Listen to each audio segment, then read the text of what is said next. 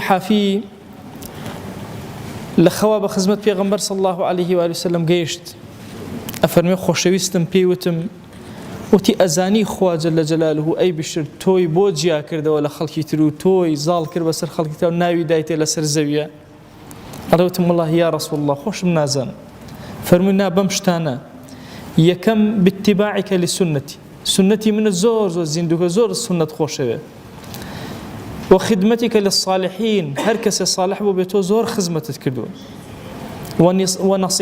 ونصيحتك لإخوانك نصيحتي براكانت زور كردو زور صادق بو لقليانا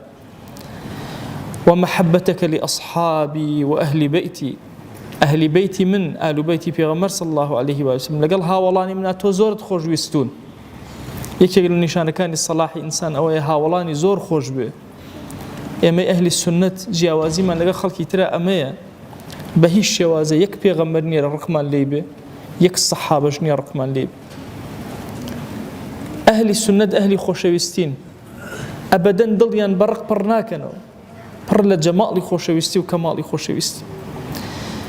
ئەفەرمێ ئەمە بوو وهو الذي بلغك منازل الأبرار تۆی گەیاندە ئاستی کەسە گەورەکان و ئاستی ئەو کەسانەی کە پێیانوتێ ئەبرار ئەهلی بەڕ ئەهلی چاکەکاری